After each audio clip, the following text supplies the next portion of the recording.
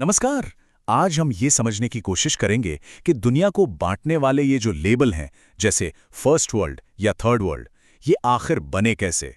और आज के दौर में ग्लोबल साउथ के उदय से दुनिया में पावर का बैलेंस कैसे बदल रहा है। तो फर्स्ट वर्ल्ड ये शब्द हम सब ने सुना है, राइट? लेकिन क्या इसका मतलब हमेशा से यही था? मतलब अमीर और डेवलप्ड देश? असल में इसकी कहानी उतनी सीधी है नहीं जितनी लगती है। चलिए जरा इसे समझते हैं। सबसे पहले तो ये समझना होगा कि इन शब्दों की जड़ें इकोनॉमिक्स में नहीं बल्कि पॉलिटिक्स में थी। ये सब कोल्ड वॉर यानी शीत युद्ध के दौर में शुरू हुआ था। तो ये जो थ्री वर्ल्ड मॉडल था ना, वो दुनिया को देखने का एक चश्मा था।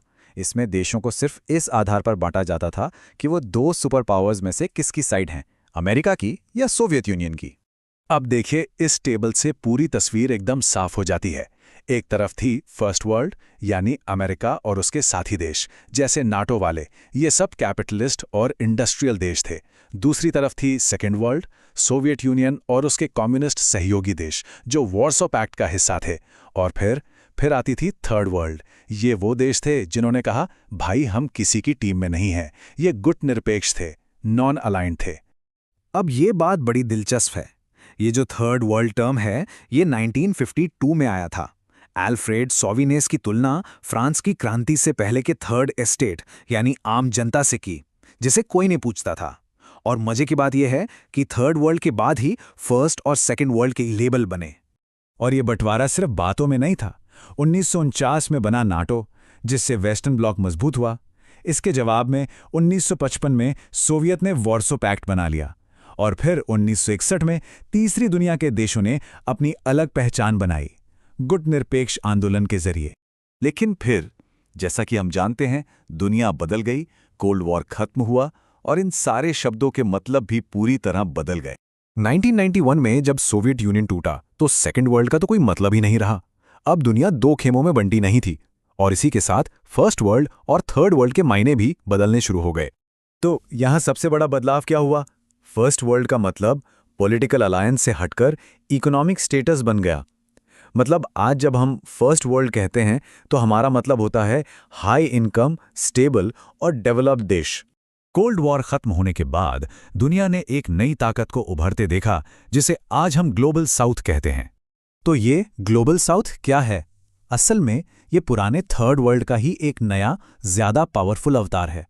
इसमें लैटिन अमेरिका, अफ्रीका और एशिया के वो देश आते हैं जो अब ग्लोबल स्टेज पर अपनी जगह बना रहे हैं। और देखिए, ये सिर्फ हवाई बातें नहीं हैं। स्क्रीन पर जो आंकड़े हैं वो देखिए। ब्रिक्स देश यानी ब्राजील, रूस, इंडिया, चाइना और साउथ अफ्रीका, दुनिया की 40% आबादी और ग्लोबल जीडीपी का 25%, मतलब एक चौथाई इन्हीं देशों के पास है। ये आंकड़े ये अपने आप में बहुत बड़ी कहानी कहते हैं। और अपनी इसी इकोनॉमिक ताकत को एक ढांचा देने के लिए इन देशों ने मिलकर न्यू डेवलपमेंट बैंक बनाया। ये सीधे सीधे वर्ल्ड बैंक और आईएमएफ जैसे वेस्टर्न कंट्रोल्ड इंस्टीट्यूशंस के लिए एक ऑल्टरनेटिव है। ये उभार सिर्फ ब्रिक्स तक ही सीमित नहीं है, बल्कि पूरे ग्लोबल साउथ में दिख रहा है। जैसे अफ्रीका में AFCCFTA, जो दुनिया का सबसे बड़ा फ्री ट्रेड एरिया बनाने की कोशिश कर रहा है। लैटिन अमेरिका में मर्कोसूर है और एशिया में आसियान जैसे ग्रुप्स हैं। ये सब अपनी इकोनॉमी को आपस में जोड़कर और मजबूत हो रहे हैं। तो आखिर ये देश चाहते क्या हैं? सीधी सी बात है, वो यूएन सिक्योरिटी काउंसिल में परमानेंट सीट चाहते हैं। वो चाहते हैं कि वर्ल्ड बैंक और आईएमएफ में उनका दबदबा बढ़े। कुल मिलाकर वो चाहते हैं कि दुनिया के बड़े फैसलों में उनकी आवाज सुनी जाए, बराबरी के साथ। तो क्या हम एक मल्टीपोलर दुनिया की तरफ बढ़ रहे हैं? मतलब एक ऐसी दुनिया जहां पावर किसी एक देश के हाथ में ना हो? चलिए देखते हैं कि इस रास्ते में मौके क्या हैं और मुश्किलें क्या-क्या हैं। पर यहां एक बड़ा सवाल है, क्या ग्लोबल साउथ का उभरना इस बात की गारंटी है कि दुनिया ज्यादा बैलेंस्ड और बेहतर हो जाएगी? देखिए, रास्ता इतना आसान नहीं है। इन देशों के सामने अपनी भी बड़ी चुनौतियां हैं। कहीं पॉलिटिकल इंस्टेबिलिटी है, कहीं करप्शन है, इकोनॉमिक इनइक्वालिटी है और क्लाइमेट चेंज का खतरा तो है ही, जो इन देशों पर ज्यादा असर डालता है। इन सबसे निपटना जरूरी है। इन मुश्किलों से पार पाने के लिए ग्लोबल साउथ के देश काम भी कर रहे हैं। वो आपस में सहयोग बढ़ा रहे हैं, गवर्नेंस सुधारने की कोशिश कर रहे हैं, टेक्नोलॉजी और इनोवेशन में इन्वेस्ट कर रहे हैं और सस्टेनेबल डेवलपमेंट पर भी फोकस कर रहे हैं।